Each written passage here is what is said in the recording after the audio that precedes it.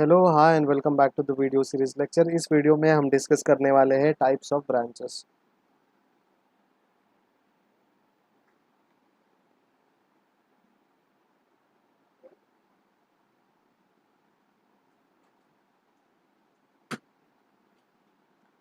Branches के अलग अलग टाइप्स हैं और वो टाइप्स में हमने पहले ही देखा था डिपेंडेंट, इंडिपेंडेंट और फॉरेन ब्रांचेस हैं।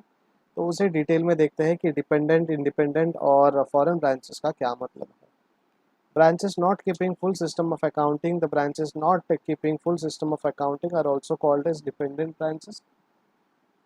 The main feature of such branches are जो ब्रांचेस है, जो पूरा अकाउंटिंग रिकॉर्ड सिस्टमैटिकली नहीं मेंटेन किया जा रहा है, उसे हम ब्रांच अकाउंटिंग बोलते हैं।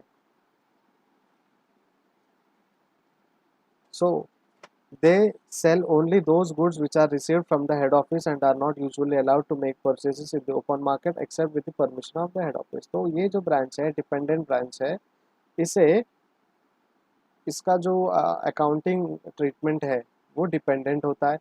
सेकेंडली सेकेंडली उनका जो प्रोडक्ट है वो कंपनी के हेड ऑफिस से आता है, उन्हें बाहर से कोई परचेस करने की ज़रूरत नहीं है। ठीक है।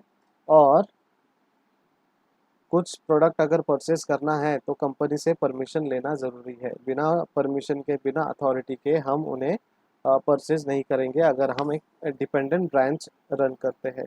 अब ये डिपेंडेंट ब्रांच में मैं आपको एग्जांपल दूं, जो फ्रेंचाइजी होता है वो डिपेंडेंट ब्रांच होता है। जैसे कि ये जो केक शॉप्स है, मॉन्जिनीस हो गए, the bake shop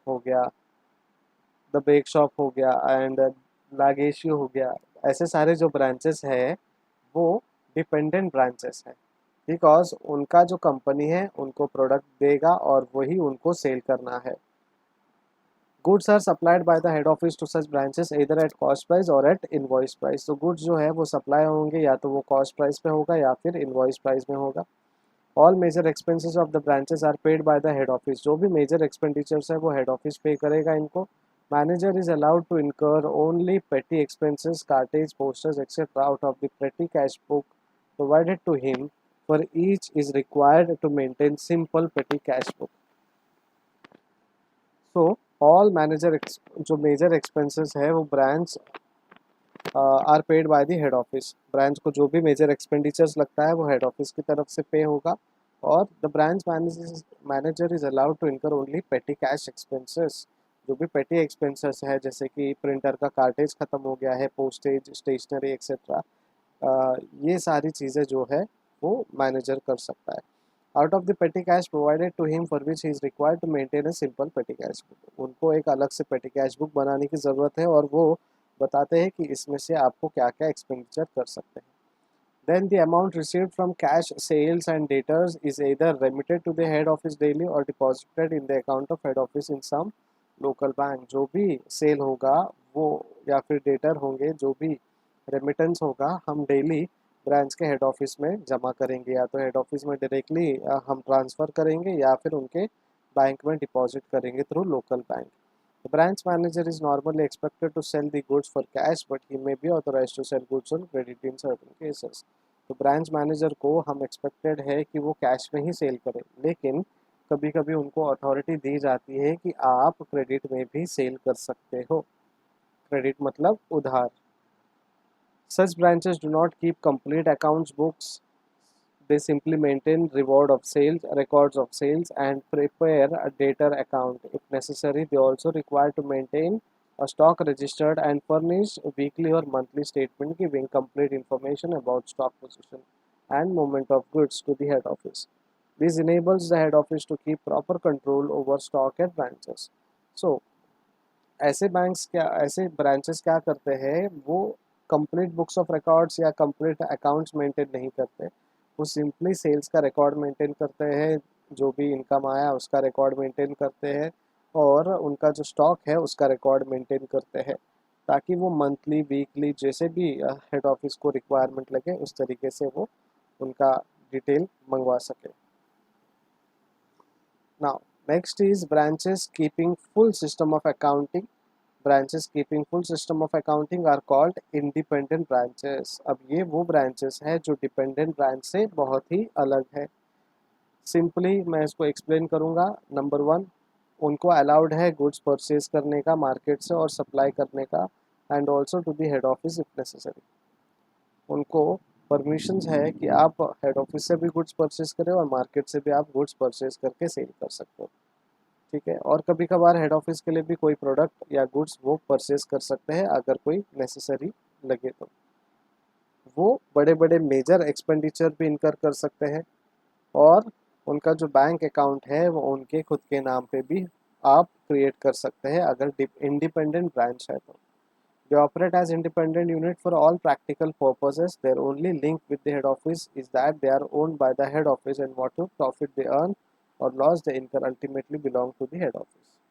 So basically ये independent है, आप प्रोडक्ट कहाँ से भी लाओ, बट जो प्रोडक्ट है वो हमें सेल करना है, और सेल करने के बाद जो भी प्रॉफिट या लॉस होगा वो हेड ऑफिस को ही जाएगा, बाकायदा हेड ऑफिस को जाएगा। लेकिन जो आपका बिजनेस करने का जो तरीका है वो आप अपने हिसाब से करेंगे। गुड्स जो है आप हेड ऑफिस से भी ले सकते हो, या आपको और कहीं से कोई डायरेक्ट चैनल से सस्ते में मिल रहा है तो आप वहाँ से भी ले सकते हो, राइट।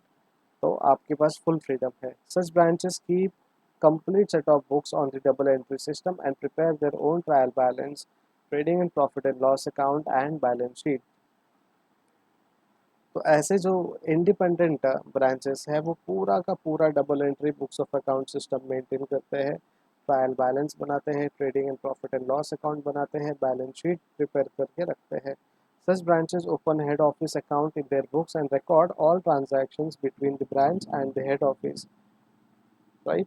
तो ऐसे जो भी ब्रांचेस है, जो भी ब्रांच अकाउंट मेंटेन किया जाता है वो ऑल ट्रांजैक्शंस मेंटेन करते हैं जो ब्रांच में हुआ और हेड ऑफिस के साथ जो भी हमने रिकॉर्ड किया। Now next one is foreign branch. When a branch is located in a foreign country, it is called foreign branch. Such branch will keep their books of accounts in foreign currency. ऐसा जो branch है वो अपने books of accounts में record करेंगे। Such branches will keep their books of account in foreign currency. उनका जो books of accounts है वो foreign currency में ही record किया जाएगा।